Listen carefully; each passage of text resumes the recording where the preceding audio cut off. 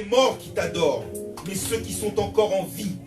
Et nous, Seigneur, tu nous as conservé la vie physique, mais surtout la vie spirituelle, qui nous permet d'être en communion, en unité avec toi, le Dieu très haut, le Dieu très saint.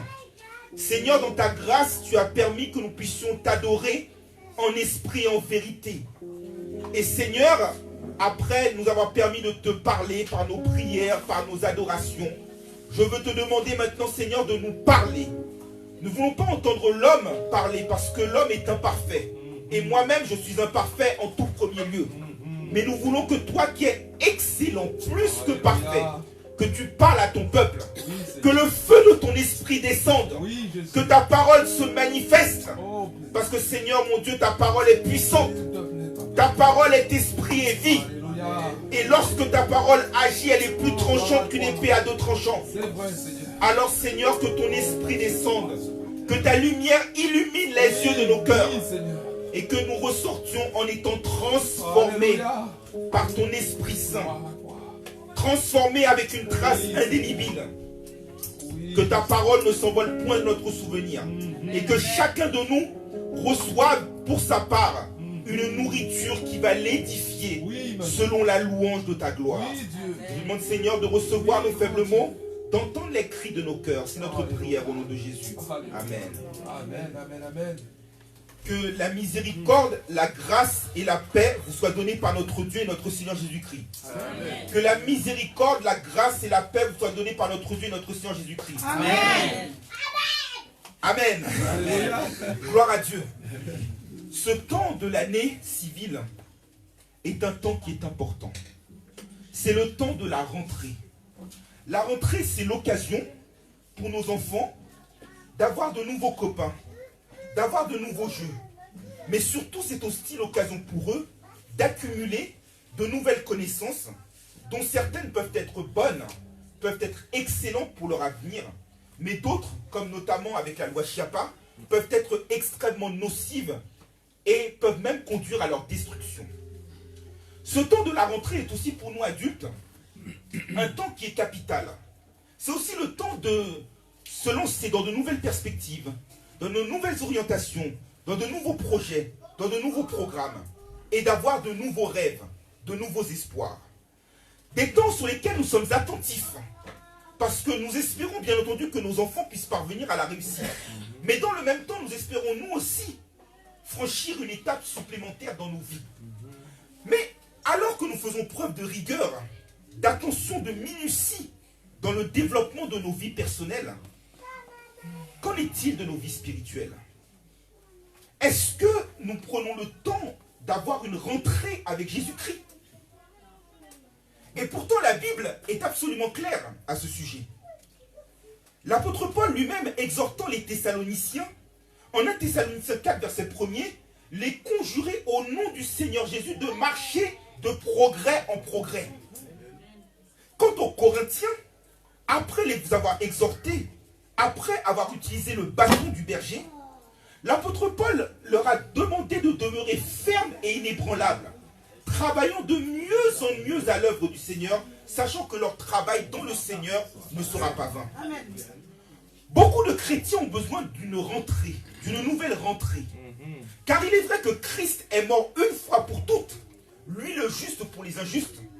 Mais trop souvent, nous pensons que parce que nous avons une certaine ancienneté dans l'Église, parce que nous avons une certaine fonction dans l'Église, que notre route est droite et que le chemin du ciel nous est assuré.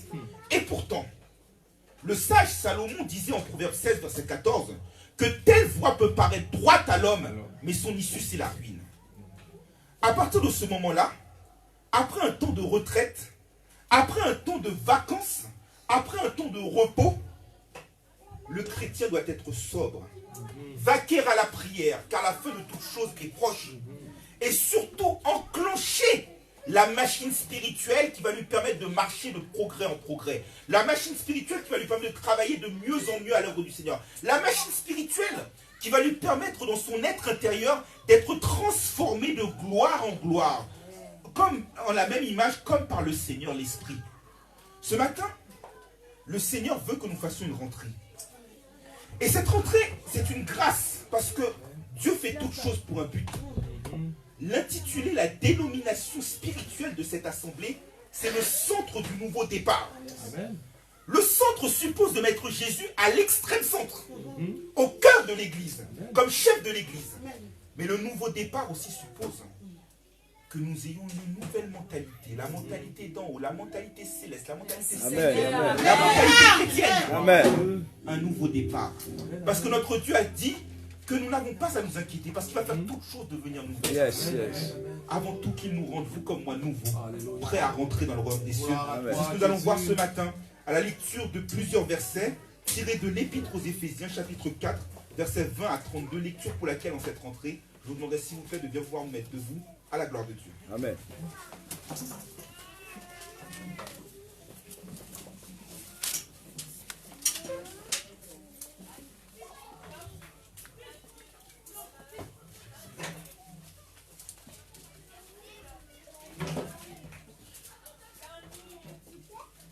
Donc la lecture du jour, mes chers frères et sœurs dans le Christ Jésus, sera tirée de l'Épître aux Éphésiens, chapitre 4, versets 20 à 32. Amen l'Église. Amen. Je lis pour vous.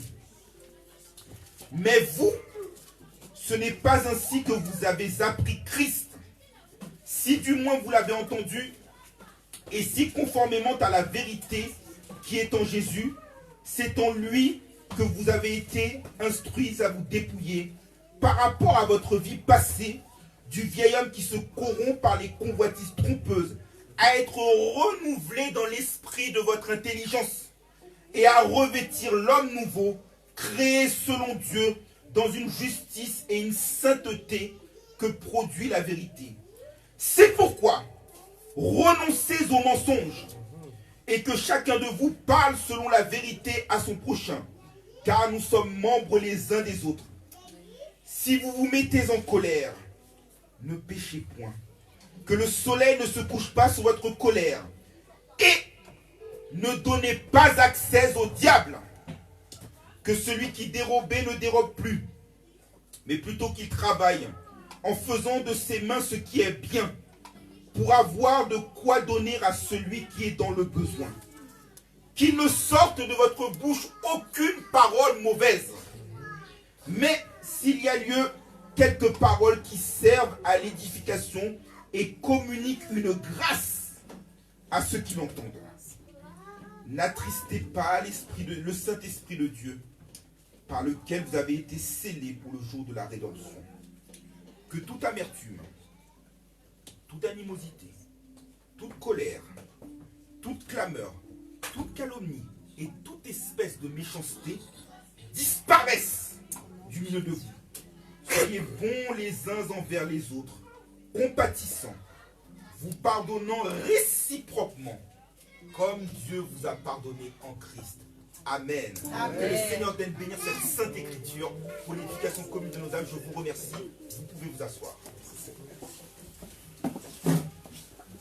Entamer cette rentrée, pour que cette rentrée soit une rentrée réussie, suppose de la méthode. Par la grâce que Dieu me fait, je vais analyser sous la direction exclusive de l'Esprit Saint la parole de Dieu en trois temps. Dans un premier temps, nous allons voir dans quel contexte l'apôtre Paul s'exprime. Dans un second temps, nous allons voir les conditions de la connaissance de Jésus-Christ. Et enfin, nous allons voir dans un troisième et dernier temps quelles sont les conséquences de la connaissance du Christ Jésus.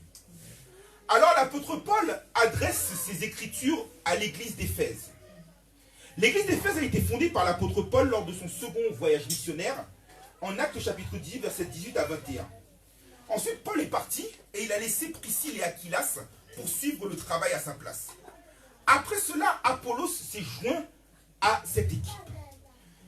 Quand c'est Christ qui bâtit son église, les portes du séjour des morts ne prévalent point contre elle. L'église est conduite par l'Esprit de Dieu. Et elle ramène les païens à l'obéissance. Et l'église devient un sanctuaire, un hôpital, un asile où se font des miracles. Et en l'occurrence, l'apôtre Paul, par la puissance du Saint-Esprit, va prêcher la parole à l'église d'Éphèse. Et les malades physiques auront à peine à toucher le vêtement de Paul qu'ils seront guéris. Quant aux malades spirituels, Dans la mesure où Paul est loin de l'esprit, dans la mesure où Paul accomplit les signes, les miracles qui accompagnent ceux qui ont cru en Jésus, ceux qui sont ouvriers avec Dieu. Paul va également guérir les malades spirituels qui adoraient Diane ou Artémis, la déesse de la guerre, et les détourner des idoles pour les conduire vers le seul Dieu vivant, Christ. Alors, il n'y a pas de ministère chrétien sans persécution. Il n'y a pas de grand serviteur de Dieu sans persécution. Il n'y a pas de construction sans secousse. Il n'est pas possible de faire une omelette sans casser des œufs. Eh bien, l'apôtre Paul, accomplissant miracle spirituel sur miracle spirituel, va en fait toucher au nerf de la guerre. Puisque ceux qui vendaient des statuettes à l'effigie de Diane vont voir du jour au lendemain leur chiffre d'affaires chuter. Et donc, l'un d'eux, et en tête Démétrius, va en fin de compte exprimer une vive colère et va chercher à chasser ce Paul, de telle sorte que l'évangile ne soit pas proclamé et qu'il continue à maintenir sa clientèle auprès de lui. Et la seule façon de le faire est de provoquer une émeute. Et donc, l'apôtre Paul va être obligé de fuir. Mais, lorsque Dieu entre dans le cœur des hommes, il laisse une trace indélébile. Amen. Lorsque Dieu marque nos cœurs et qu'il les scelle par le Saint-Esprit, c'est pour l'éternité. Alors l'apôtre Paul va partir du côté de Milet, pas trop loin d'Éphèse. Et il va réunir les anciens d'Éphèse avant son départ, en Actes chapitre 20, versets 18 à 21. Et il va également leur donner un conseil qui s'applique généralement lorsqu'il y a les ordinations de pasteurs, d'évêques ou autres, de leur dire de prendre garde à eux-mêmes et surtout de veiller sur le troupeau de Dieu, que Dieu s'est acquis par le sang de son Fils. Et dans un esprit de révélation, il va leur dire qu'il sait qu'après son départ, des loups cruels vont rentrer, vont chercher à dévorer le troupeau de Dieu en les enchaînant, mais en les enseignant également des choses pernicieuses. Alors après son départ, Paul va partir à Rome. Et à Rome, il va être emprisonné par Néron, qui lui aussi avait en horreur les chrétiens. Mais grâce soit rendue à Dieu. L'évangile, nous pouvons, nous serviteurs de Dieu, servants de Dieu, être enchaînés pour un temps. Mais l'évangile ne saurait être jamais enchaîné. Et malgré le fait que Paul était en prison, Dieu dans sa grâce va permettre qu'il va pouvoir communiquer. On va lui laisser un passe-droit pour transmettre des épîtres. C'est ainsi qu'il a écrit les épîtres de la captivité, Éphésiens, Colossiens, Philippiens, Philémon, bien qu'étant en prison.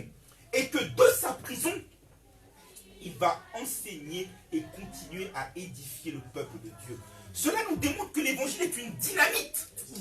Cela nous démontre que quand Christ dit qu'il libère les captifs, que quand Christ dit que nous sommes réellement libres, c'est une réalité incontestable. Et aussi cela nous démontre que le comportement du chrétien doit être le suivant.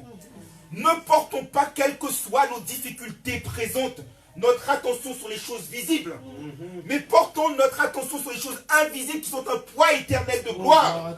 Selon 2 Corinthiens 4, verset 18.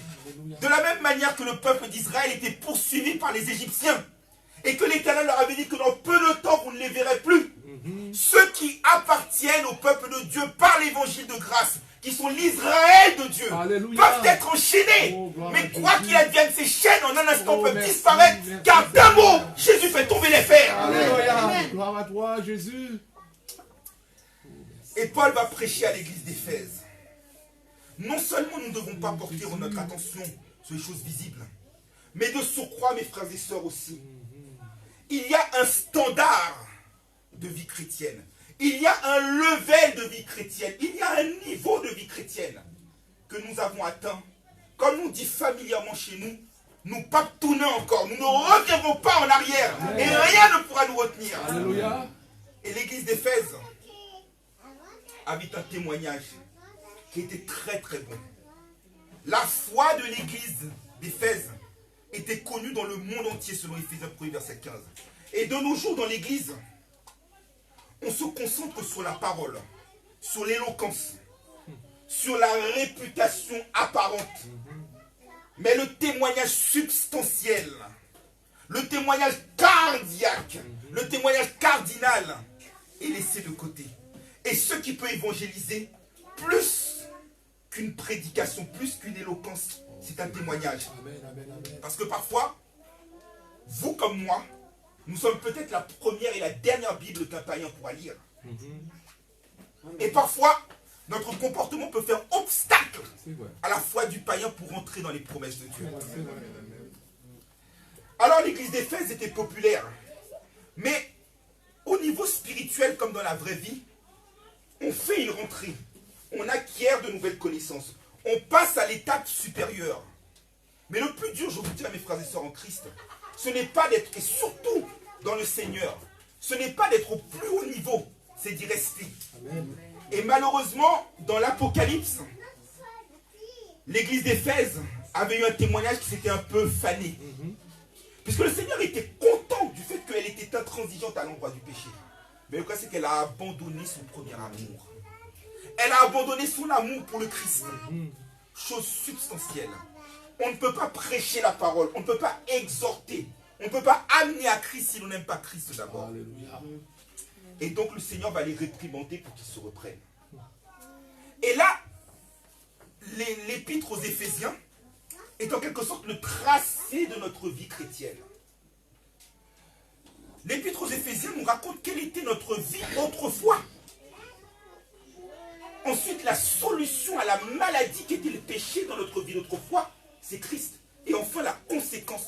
Lorsqu'une personne est guérie, elle doit éviter la rechute. Et donc, par la puissance du Saint-Esprit, va faire le diagnostic de notre vie d'autrefois dans la débauche, dans le péché. Ensuite, le médicament qui est l'œuvre de Christ à la croix. Et enfin, comment faire pour ne pas rechuter. Et je dirais que le verset clé de l'épître aux Éphésiens est tiré de Éphésiens 1er verset 3. Béni soit Dieu, le Père de notre Seigneur Jésus-Christ, qui nous a comblés de toutes sortes de bénédictions spirituelles dans les lieux célestes en Jésus-Christ. Effectivement, il nous a donné un statut spirituel. L'élection, l'adoption, la rédemption, le fait que nous soyons héritiers. Il nous a donné des dons spirituels. Dons de guérison, dons de discernement, dons de libéralité, dons de prophétie, les cinq ministères, dons apôtres, prophètes, évangélistes, pasteurs, docteurs. Il a donné les armes spirituelles. L'épée de l'esprit, le casque du salut, le bouclier de la foi, la ceinture de vérité, le zèle que donne l'évangile de paix. Le fruit de l'esprit. L'amour, la joie, la paix, la douceur, la tempérance, la bonté, la fidélité, la maîtrise de soi. Tout ça fait que nous manquons de rien. Et lorsque nous comprenons ce que Dieu a fait pour nous, lorsque nous comprenons ce que Dieu a fait en nous et ce que nous sommes en lui, alors mes frères et sœurs, nous comprenons pourquoi nous devons maintenir l'unité dans l'Église. Nous comprenons pourquoi les maris doivent aimer leurs femmes et les femmes doivent aimer leurs maris. Nous comprenons pourquoi il doit y avoir une relation particulière entre parents et enfants. C'est le positionnement que Dieu nous donne. Et en l'occurrence, certains prédicateurs vont même à dire que l'épître aux Éphésiens, c'est la banque des églises. C'est-à-dire que tous les comptes auxquels on voudra avoir accès, on a toute la panoplie. D'autres disent que l'épître aux Éphésiens, c'est une montagne que l'on gravit, L'épître aux Éphésiens aussi, c'est l'épître où l'Église a plusieurs portraits. L'Église est peinte dans le premier chapitre de l'Épître aux Éphésiens comme un corps dont Christ est la tête. Dans le second chapitre, elle est décrite comme un temple. Dans le 5e chapitre, l'Église est l'épouse de Christ. Et enfin, dans le 6e chapitre, l'Église d'Éphèse est décrite comme un soldat.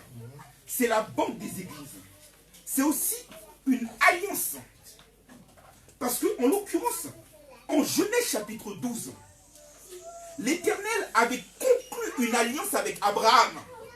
Et ensuite, il lui a dit, marche devant moi et sois intègre. En Genèse chapitre 17, verset 1er. Il en est de même pour l'Église. Dieu, par Christ, va conclure une alliance avec l'Église. Mais maintenant, l'Église doit marcher. Mais pour que l'Église marche, comme pour qu'une voiture roule, elle doit se positionner sur la route. Et beaucoup de chrétiens sont des chrétiens qui ne sont pas authentiques ou substantiels. beaucoup d'églises ne sont pas des églises authentiques ou substantielles parce que leur positionnement n'est pas bon. Et le positionnement fait la différence dans beaucoup de choses. Je vais vous donner un exemple. Selon l'endroit où l'on se trouve dans cette maison, on peut avoir la connexion Wi-Fi ou ne pas l'avoir. Le fait qu'ici on soit en Picardie, on est obligé de composer le 03 au lieu du 01. Le fait qu'ici on soit en France, sur la route, on est obligé de rouler à droite au lieu de rouler à gauche. Le fait qu'on soit en France nous oblige à parler le français plutôt qu'une autre langue. Autrement dit, selon l'endroit dans lequel tu te trouves, le comportement, les règles, le cadre, la marche à suivre est différente. Alléluia. Et là, être en Christ, c'est une chose qui est différente. Et pour bien insister sur le positionnement que doit avoir le serviteur de Dieu, l'apôtre Paul répète en Christ 37 fois. Pour bien faire comprendre à l'Église, que Christ doit être au centre et que l'Église doit être dans le noyau de Christ. Amen. Et en l'occurrence, l'Église de Laodicée était une Église où Christ n'était pas au centre. C'était une Église où Christ ne dirigeait pas. Et là, Paul dit 37 fois en Christ. Sachant que dans l'épître aux Colossiens, à Galates, aux Galates, en Romains, en un Corinthien, il nous parle du fait que Christ est en nous. Mais là, c'est nous qui devons nous positionner en Christ. Et je dirais que, par la grâce que Dieu nous donne, en Christ, toutes les promesses de Dieu sont oui et amen. En Christ, selon Actes chapitre 17, verset 28, nous avons la vie, le mouvement et l'être. C'est-à-dire que lorsqu'on parle d'être positionné en Christ, ce n'est pas être des chrétiens amidonnés, ce n'est pas être des chrétiens plâtrés, ce n'est pas être des chrétiens momifiés, immobilisés. Cela suppose un mouvement. Quelqu'un qui bouge. Exactement. Quelqu'un qui bouge, qui se met en marche. Pour reprendre une autre expression. Et donc, cela suppose aussi une progression. Parce que Dieu nous a fait asseoir ensemble dans les lieux célestes en Jésus-Christ. Éphésiens 2, verset 6. Ensuite, il a fait l'édifice qu'est l'Église s'élever. Éphésiens 2, verset 21. Et enfin, il nous fait marcher. À partir de Éphésiens 4, verset 1er. Et même dans cette marche, il y a un progrès. Amen. Puisque nous devons d'abord marcher dans l'unité. Éphésiens 4, verset 1er à 6. Ensuite, nous devons marcher dans la pureté. Amen. Éphésiens 4, verset 17 jusqu'à Éphésiens 5, verset 20. Ensuite, nous devons marcher dans l'harmonie. Éphésiens 5, verset 21 jusqu'à Éphésiens 6, verset 5. Et enfin, nous devons marcher dans la victoire. Le chrétien qui se lève pour être dans la victoire. Alléluia. Et le positionnement que nous avons en Christ est capital. Parce que nous sommes dans un autre régime, dans une autre situation, dans une autre ligne, dans une autre voie. Et quelle est la conséquence première ? Nous le connaissons et nous le savons bien. Si quelqu'un est en Christ, il est une nouvelle créature. Les choses anciennes sont passées, voici toutes choses sont devenues nouvelles. Et regardez dans l'épître aux Éphésiens. Parce que nous sommes en Christ, nous avons une nouvelle vie. Éphésiens 1er, verset 1, jusqu'à Éphésiens 2, verset 13. Ensuite, nous avons une nouvelle société. Éphésiens 2, verset 14, jusqu'à Éphésiens 3, verset 21. Parce que maintenant, entre parenthèses, Éphésiens 2, verset 17 nous dit que vous n'êtes plus des gens du dehors, vous êtes des gens de la maison de Dieu. Ensuite, nous avons également de nouveaux standards. C'est-à-dire que le chrétien ne peut pas rester dans l'immobilisme. Le chrétien ne peut pas être flottant. Éphésiens 4, verset 1 jusqu'à Éphésiens 5, verset 19. Effectivement, pour reprendre juste un des versets dans le noyau que je viens de citer, Éphésiens 4, verset 16, on dit que vous ne pouvez plus être des enfants flottants, emportés à tout vent de doctrine, parce que maintenant tu es en Christ. Amen. Christ d'entrée te donne une maturité. Amen, amen, amen. Et enfin, une fois que nous avons ce nouveau standard, cette nouvelle vie, nous avons également une nouvelle façon d'aborder les relations. Dans la soumission mutuelle dans le corps de l'Église, dans la soumission mutuelle dans la famille, dans la soumission mutuelle dans le cadre du travail. Et la réalité, c'est que pour s'approprier ces choses-là, pour rentrer dans ce positionnement, pour rentrer dans cette nouveauté de vie, il faut rentrer dans la connaissance du Christ. Amen. Et c'est ce qui va faire l'objet de la deuxième partie de notre prédication. Alors, dans le verset que nous venons de lire, il est dit, vous avez appris le Christ. L'apôtre Paul fait un distinguo. Ce n'est pas un vous collectif, c'est un vous exclusif. De la même manière que Jésus avait dit que ce n'est pas vous qui m'avez choisi, mais moi qui vous ai choisi. En Jean chapitre 15.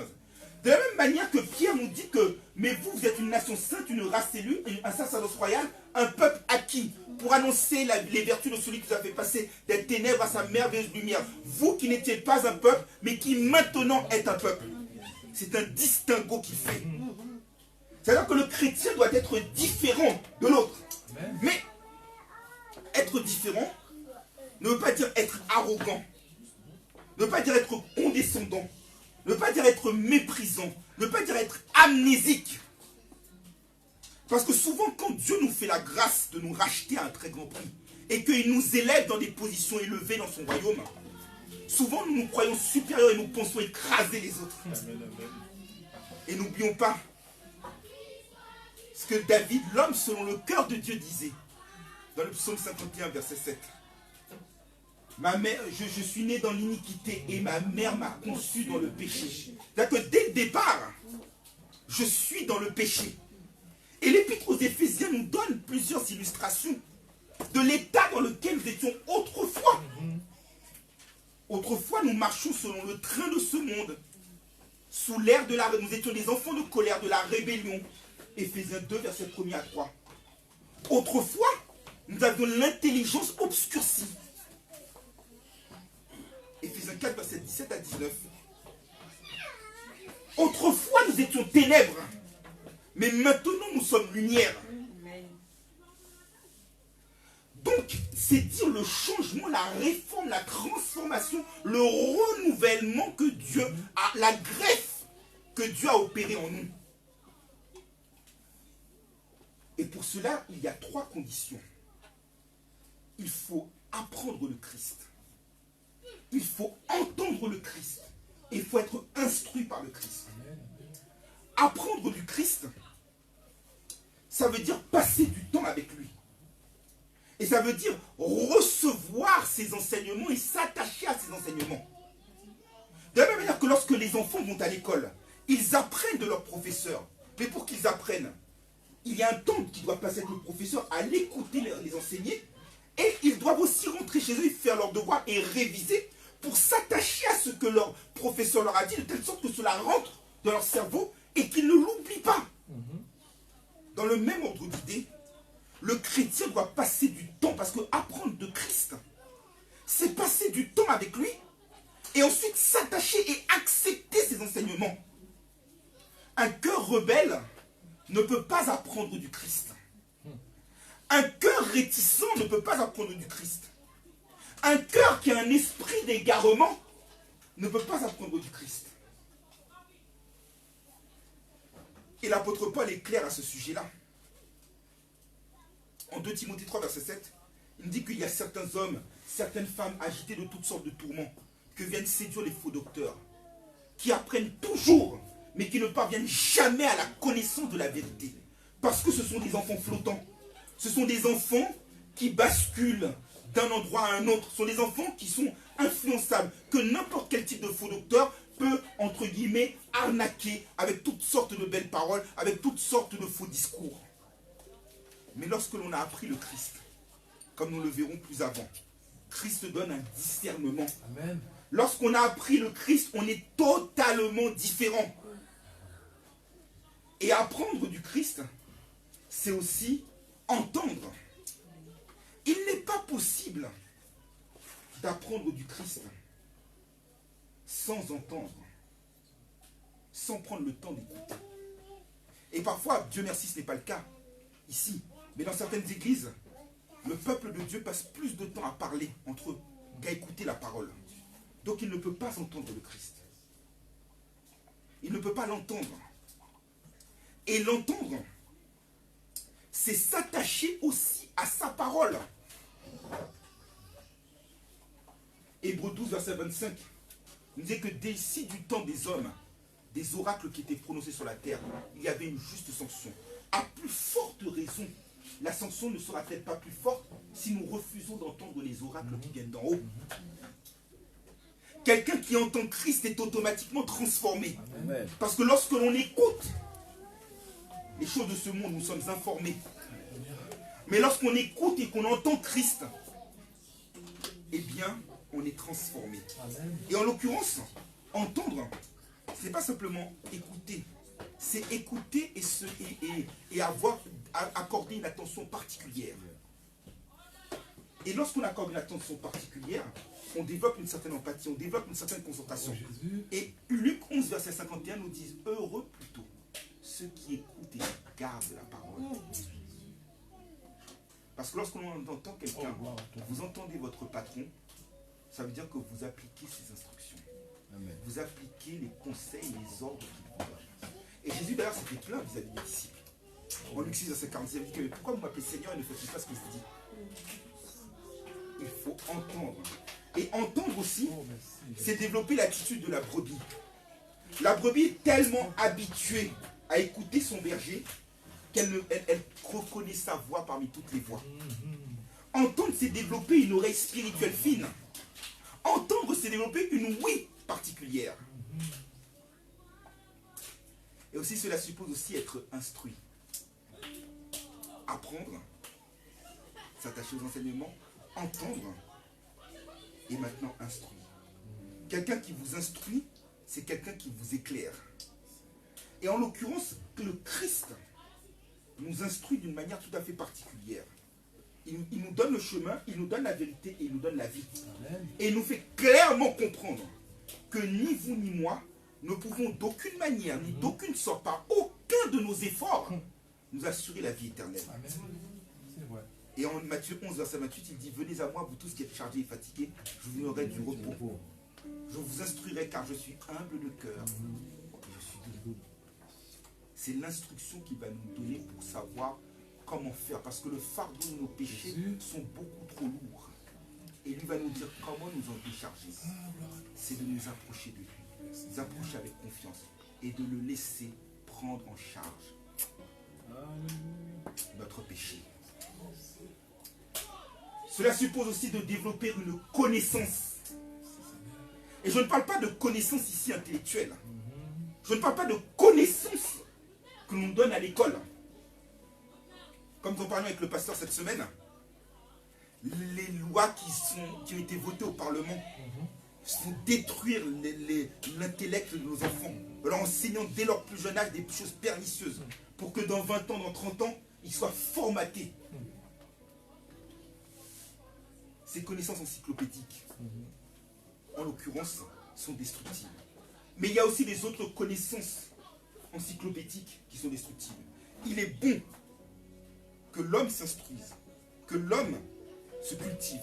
Il est bon et il est surtout capital. C'est même pas qu'il est bon, il est capital que l'homme de Dieu s'instruise dans la connaissance de la parole de Dieu pour transmettre les oracles. Mais attention, ne nous y trompons pas.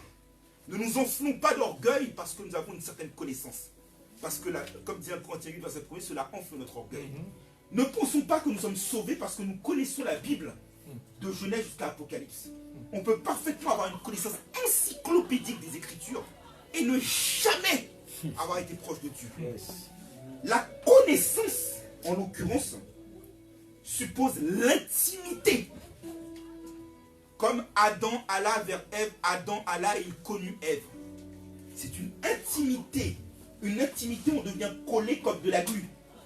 Et pour reprendre l'exemple de tout à l'heure de Jean chapitre 10, de l'enseignement de Jésus sur le bon berger, Jésus dit que mes brebis connaissent ma voix. Et elles ne suivront pas un inconnu. Et en l'occurrence, la connaissance que nous avons signifie que nous avons développé une intimité, une familiarité, une complémentarité, des automatismes. Si bien que Jésus et nous ne faisons qu'un. Alors qu'autrefois nous étions étrangers à Christ, Christ nous a rapprochés par le sang de sa croix. Et par la prière, par la méditation, par la lecture, par l'écoute de sa parole, nous pouvons facilement être capables de discerner lorsque c'est sa voix ou pas. Les brebis ont tellement développé une attitude avec lui qu'il nous dit qu'elles ne suivront pas les inconnus. Comme par exemple, mon frère, si moi je monte sur son synthé et que je joue une fausse note, tout de suite il va le reconnaître. Parce que son oreille est habituée. Notre oreille spirituelle doit être habituée. Et la connaissance, je dirais, c'est la clé pour la vie éternelle. Amen, amen. Paul disait qu'il n'avait qu'un seul but, c'est l'excellence de la connaissance de Jésus-Christ. Amen. La connaissance peut nous permettre de gagner la vie éternelle. Jean 17, verset 3. La vie éternelle, c'est qu'ils te connaissent, toi, le seul vrai Dieu, et celui que tu as envoyé, Jésus-Christ. Alors que lorsqu'on n'a pas la connaissance, on meurt aux Éclats, verset 6. Mon peuple meurt par manque de connaissance. Mais comme je vous le disais, ou plutôt, pour reprendre l'exemple de la rentrée, lorsqu'un professeur ou un maître ou un enseignant veut faire une évaluation des connaissances, il va examiner, il va vous tester. Lorsque quelqu'un connaît Christ, ça se voit, ça s'entend, ça se ressent. Comment ça se ressent? Tout d'abord, par ses œuvres. Lorsque l'apôtre Paul s'est adressé à Tite, en Tite chapitre 1, verset 16, il lui a dit que ces hommes prétendent connaître Dieu, mais ils sont abominables, rebelles, incapables d'aucune bonne œuvre. Ces hommes-là ne connaissent pas Dieu. Et dans le verset du jour que nous venons de lire, au verset 24, la connaissance a deux conséquences. Elle conduit à la vérité qui produit la justice et la sainteté. Amen. La justice veut dire que parce que nous connaissons Christ, parce que nous l'avons appris, nous l'avons entendu, que nous avons laissé instruire, façonner, modeler par lui, eh bien, dans notre connaissance que nous avons, nous savons discerner le bien du mal. Nous ne prenons pas le mal pour le bien ni le bien pour le mal. Nous faisons ce qu'il y a de juste vis-à-vis de notre prochain. Notamment, mais je reviendrai plus avant tout à l'heure, nous ne le volons pas. Nous ne mentons pas. Et vis-à-vis de Christ, nous sommes dans une position qui est juste. Et ce n'est pas la justice des scribes et des pharisiens qui n'est qu'un vêtement souillé. C'est la justice qui se trouve selon la foi en Christ. Et par cette justice, nous sommes irrépréhensibles devant lui. Et que lorsque l'on le connaît, c'est-à-dire qu'on a développé une intimité, nous ne faisons qu'un avec lui, nous avons le mal en horreur. Nous attachons tellement fortement au bien que nous produisons ce qu'est la sainteté, c'est-à-dire la séparation avec le péché et l'union avec Dieu. Et parce que nous avons une vie qui est transformée, qui est renouvelée, qui est fructueuse, nous pouvons maintenant voir les conséquences pratiques de cette connaissance, ce qui va faire l'objet de la troisième et dernière partie de notre prédication. Alors, après une attaque qui a eu lieu dans un pays anglo-saxon, un homme possédait un magasin. Et en conséquence de cette attaque, le magasin a été intégralement détruit. Toute la devanture, tous les bris de verre sont tombés par terre. Cet homme, tenant à continuer son affaire comme auparavant, s'est arrangé pour au plus vite nettoyer la devanture, retirer les bris de verre, retirer les bris de glace et faire installer une vitre comme si rien ne s'était passé. Et une fois qu'il a terminé, il a mis comme étiquette « business as usual ». C'est-à-dire que les affaires reprennent comme avant. De la même manière, l'entrée de Christ dans notre vie bouleverse, chamboule, transforme notre vie. Et donc, Christ intervient avec un tel fracas dans sa royauté qu'il détruit la devanture et l'intérieur de nos vies qui était en quelque sorte la vitrine du péché. Et il n'est pas possible qu'après que Christ ait détruit, qu'il a restauré à sa manière, que nous puissions mettre sur nos fronts ou à titre d'étiquette comme nom, qu'on reprend notre marche comme avant. La destruction est définitive. Amen, amen. Parce que comme je l'avais prêché ici il y a un an, le Fils de Dieu a paru pour détruire les œuvres du diable. Amen. Et donc en détruisant les œuvres du diable, il a paru pour détruire le péché qui est en nous. Et donc nous reprenons et faisons de nous de nouvelles créatures. Notre devanture, notre vitrine, notre intérieur ne peut plus être le même. En réalité, c'est un bouleversement. En 1945, lorsque les Américains ont bombardé Hiroshima et Nagasaki, les Japonais se sont rendus et la Seconde Guerre mondiale s'est terminée le 2 septembre 1945. Dans les livres d'histoire, il est écrit que pour le Japon, l'année 1945, c'est l'année 0. C'est-à-dire qu'il faut tout recommencer. De la même manière, lorsque Christ a détruit en nous ce qui était mauvais, que nous sommes rendus et que nous sommes des esclaves selon la justice, c'est une année 0. Tout recommence. Comme un ordinateur qu'on reboot. Et là encore, il y a un peu plus de 20 ans, le constructeur automobile français Peugeot avait construit une nouvelle voiture qui était la berline de l'époque. C'était la Peugeot 605. Et le publicitaire ou le directeur marketing ou l'équipe marketing qui a fait cette publicité a été particulièrement inspiré. Ils ont mis une phrase toute simple. Nouvelle Peugeot 605. On a enlevé l'essentiel, mais on a gardé l'essentiel. Dans le même ordre d'idées, les nouvelles créatures que nous sommes de par notre positionnement en Christ doivent enlever l'essentiel, mais doivent garder l'essentiel. L'enlèvement de l'essentiel suppose une conversion, une repentance, une radicalité. Et elle a 3 étapes. Le dépouillement, le renouvellement de l'intelligence et le revêtement d'un vêtement propre. Le dépouillement suppose de retirer les vêtements sales qui sont en nous. Suppose de les enlever. Suppose de jeter en nous tout ce qui est mauvais. Exactement, pour poursuivre sur l'exemple du magasin, lorsqu'un magasin veut faire une liquidation, il met en grande affiche « Tout doit disparaître ». De même que nous devons faire une liquidation spirituelle dans nos vies. Que tout ce qui a de mal en nous disparaisse et soit liquidé.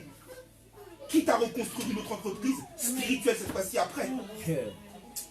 C'est le dépouillement. Christ lui-même, qui pourtant n'avait pas péché, s'est dépouillé lui-même. Il apprend en prenant la forme d'un homme et en étant obéissant jusqu'à la mort de la croix. Il a tout liquidé. Il a tout liquidé en abandonnant totalement les richesses qu'il avait d'en haut pour se faire pauvre, pour que nous soyons enrichis par sa pauvreté. C'est le dépouillement. Ensuite, le renouvellement de l'intelligence. Lorsque vous comme moi, nous avons nos vêtements qui sont sales, de par les efforts, de par le fait que nous avons fait beaucoup d'efforts, etc. Nous les mettons au sale. Mais avant de remettre un nouveau vêtement, pour éviter que ce vêtement puisse porter la même saleté que le vêtement précédent, nous lavons. Et là, en l'occurrence, le renouvellement, c'est de passer par le bain purificateur. Le bain purificateur va nous permettre de nettoyer toute la saleté qui est en nous, des mauvaises pensées, du cœur qui est rempli de pierres, de haine, d'amertume, des paroles mauvaises qui sortent de notre bouche sur lesquelles je reviens plus avant. C'est le bain purificateur qui enlève tout ça. Et en plus, il nous transforme par le renouvellement de l'intelligence. Parce que maintenant, nous sommes aptes à pouvoir discerner quelle est la volonté de Dieu. Lorsque les autorités pour lesquelles nous devons prier prennent des lois, parce que nous avons été dépouillés du vieil homme, parce que nous avons enlevé les vêtements sales du péché, nous devons voir si ces lois sont conformes à la volonté de Dieu ou pas. Et enfin, c'est revêtir le vêtement nouveau. Le vêtement nouveau, c'est la marche dans la sainteté. Et la marche dans la sainteté, elle s'élabore en plusieurs phases. L'apôtre Paul nous a demandé d'enlever l'essentiel. L'essentiel, c'est les péchés de la bouche. L'essentiel, c'est les péchés de la main. L'essentiel sont les péchés du cœur. Péché de la bouche. Il nous dit tout d'abord que renoncer au mensonge et que chacun dise la vérité au prochain. Qu'est-ce que le mensonge? Le mensonge, c'est la déformation volontaire de la vérité en vue d'induire autrui en erreur. Beaucoup sont dans l'église, mais ont essentiellement construit leur vie sur le mensonge. Essentiellement construit leur vie sur le mensonge, donnant d'eux une fausse image. Et cela est dommageable, parce que celui qui produit le mensonge est purement un enfant du diable, selon ce que nous dit Jean 8, verset 44. Et il s'exclut d'office du royaume des cieux selon Apocalypse 21, verset 8. Verset 9, pardon. Celui qui est conduit par le mensonge fait du mal à son prochain. Et il viole le commandement sur lequel tu aimeras ton prochain comme toi-même. Parce que l'apôtre Paul nous dit que nous sommes membres les uns des autres. Regardez. Ma main agit, mais c'est mon cerveau qui la contrôle. Si le cerveau me transmet une fausse information, par exemple, je traverse la rue, et que le cerveau me dit, écoute, alors que c'est faux, tu peux traverser la rue, il n'y a pas de voiture, et que la main et que les pieds suivent les instructions du cerveau qui donne des fausses informations, boum, c'est tout le corps qui est détruit. De la même façon, beaucoup d'églises sont détruites parce que le mensonge gangrène l'église. On ment partout, on ment tout le temps.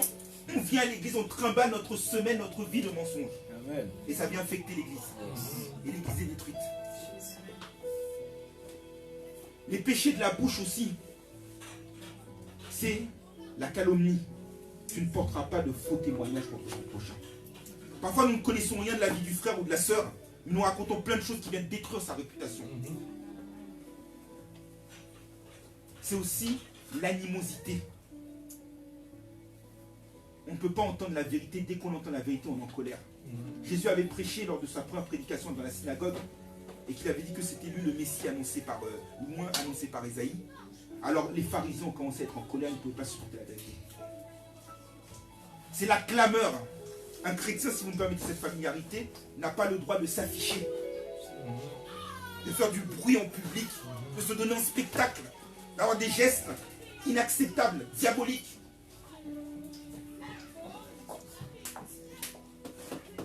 Les clameurs, l'animosité, la colère aussi. Un chrétien peut se mettre en colère. Dieu lui-même, lorsque nous péchons, est en colère. Donc sa colère ne dure qu'un instant, qu'un jour et sa bonté toute la vie. Jésus lui-même, lorsqu'il y avait les marchands du temple, dans le temple, il s'était mis en colère, il avait renversé la table en disant qu'on ne ferait pas de la maison de mon père une taverne de voleurs.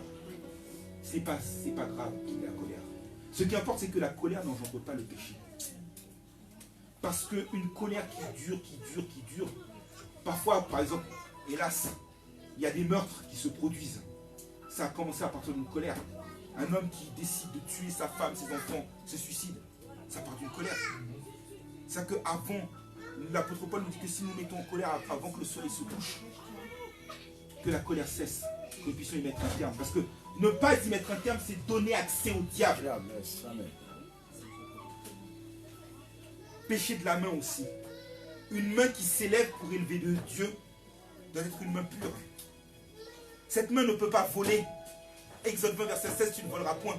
Cette main ne peut pas être un instrument de crime, de forfait. Mais il faut travailler. En conséquence du péché, Adam a dû travailler.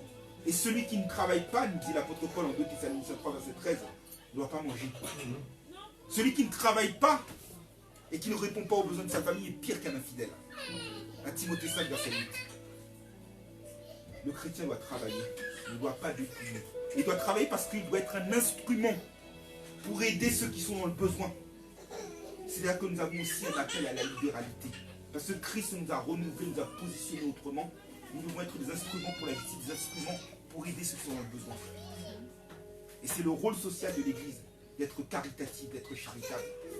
Ça fait partie du message que nous devons prêcher au monde. Et puis, il y a aussi les péchés du cœur. Les péchés de la méchanceté. Parfois, avec notre bouche, nous disons que Dieu te bénisse, béni soit l'Éternel. Mais notre cœur, nous n'attendons qu'une seule chose, c'est qu'il puisse tomber. Nous dire, ah, ça je l'avais vu, ça je le savais. Et l'apôtre Paul nous dit que nous devons au contraire être compatissants, remplis de bonté, à l'image de notre Dieu, être les imitateurs de Dieu, marcher dans l'amour. Et nous pardonner aussi réciproquement. Parce que beaucoup de chrétiens ne pardonnent jamais. Ou du moins, tous les jours nous prions en disant « Pardonne-nous nos offenses comme si nous pardonnons à ceux qui nous ont offensés. » Mais nous-mêmes, nous ne pardonnons pas à nos prochains. Nous-mêmes, nous ne nous pardonnons pas. Nous sommes un peu à l'image du serviteur impitoyable, auquel le maître avait fait grâce, mais qui lui en retour avait refusé de faire grâce à l'autre. Souvent, parce que quelqu'un nous fait un tort, dans nos yeux, c'est une condamnation à vie. Même si notre bouche pardonne, notre cœur, lui, ne pardonne jamais, n'efface jamais, n'oublie jamais. Et pourtant, Dieu lui-même nous a pardonné en Christ. Et comme disait le psalmiste David, dans le psaume 130, verset 3, sans le pardon de Dieu, qui pourrait subsister devant son jugement? Pour échapper au jugement, pour échapper à la condamnation, pour échapper au tourment, apprenons aussi à pardonner nos prochains. Ainsi donc, mes frères et sœurs, pour terminer en cette rentrée, Dieu veut faire avec nous un nouveau départ. Dieu veut remettre avec nous les compteurs à zéro. Dieu veut restaurer notre âme, veut restaurer notre cœur. Dieu veut enlever en nous le manteau du péché qui nous enveloppe si facilement et nous revêtir du vêtement du salut. Alors, saisissons la main qui se tend pour participer aux noces de l'agneau, pour revêtir le fin lin qui est l'œuvre des saints. Je vous laisse avec cette exhortation de l'apôtre Paul en Romains 13, versets 12 à 14. Alors, la nuit approche, la nuit se termine et le jour s'approche. Revêtons les armes de lumière, loin de l'ivrognerie, des luxures, des querelles, de la jalousie, de la débauche. Mais revêtez-vous du Seigneur Jésus-Christ et n'ayez pas pour souci de satisfaire la chair et ses convoitises. Que Dieu vous bénisse. Amen. Amen.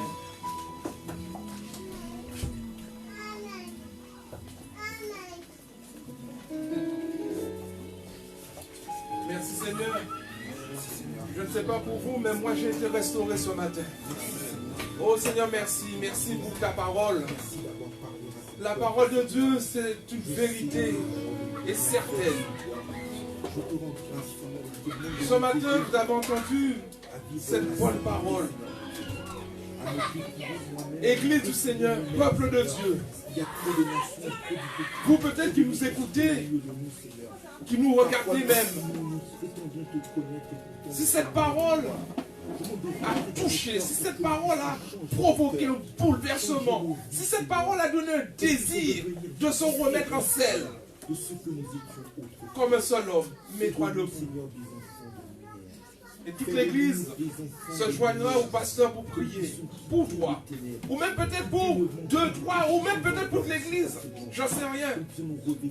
Mais moi je serai le premier à me mettre debout, pour que le Seigneur puisse continuer l'œuvre qu'il a commencée en nous. J'ai entendu ce matin apprendre de Christ, entendre de Christ et être instruit de Christ. Si peut-être cela s'est refroidi en toi, s'il y a, comment je pourrais dire, quelque chose qui se refroidit, c'est le moment de se mettre debout. Mon frère, ma soeur, ne regarde pas à côté, ne regarde pas devant ni derrière. C'est la vie éternelle qui est en jeu. Mets-toi debout. Et moi, comme je dis, je suis le premier aussi. Je le suis déjà, debout. Je me mets pour que le Seigneur à nouveau puisse nous faire du bien, puisse nous donner un renouveau, une vitamine pour pouvoir avancer dans l'œuvre de Dieu. Viens, avance si tu veux mon frère, avance si tu veux ma soeur. On va prier. Oui, si tu veux venir mon frère Aurélien, viens. Donne-moi la main au frère Aurélien. Le frère Aurélien, l'envie de faire un pas supplémentaire avec son Seigneur. Ne regarde pas à gauche, ne regarde pas à droite, ne regarde pas à ceux. Oh Seigneur. Reste là, mon frère. Je laisse le mot.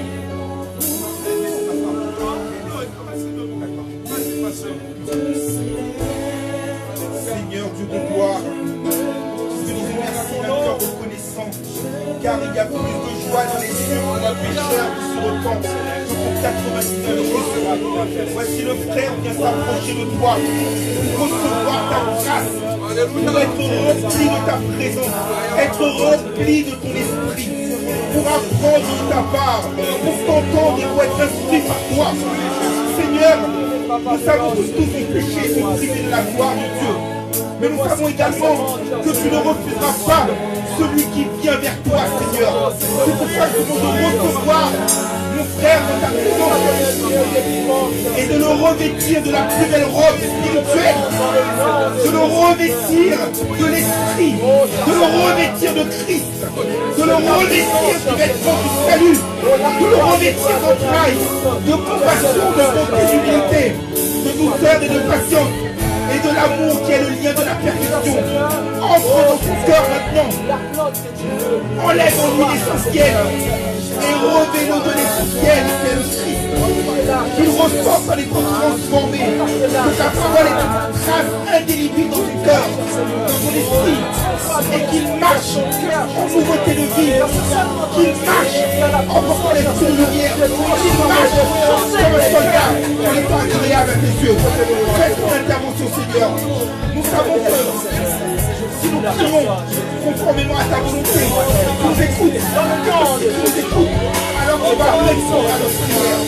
Alors je te demande, Seigneur, d'écouter notre prière, d'écouter notre supplication, d'exaucer nos frères, et de nous donner un témoignage puissant et vivant au nom de Jésus. Amen. Au siècle des siècles. Amen. C'est bon, Gloire à ton nom. Oui, Seigneur, ta parole est esprit et vie. Et en soi, toutes les promesses sont oui et amen. Nous voulons te remercier, Seigneur, pour la grâce que tu fais à ta fille de s'approcher de toi. Nous savons que tu nous aimes et que tu l'aimes d'un amour éternel. Que tu veux lui conserver ta beauté. C'est pourquoi ce matin, alors qu'elle s'approche de toi, de la même manière que l'enfant prodigue, tu avais permis que le père de l'enfant prodigue le revête de la plus belle robe, le revête de la plus belle bague, et qu'un agneau gras a été tué pour le retour de l'enfant prodigue.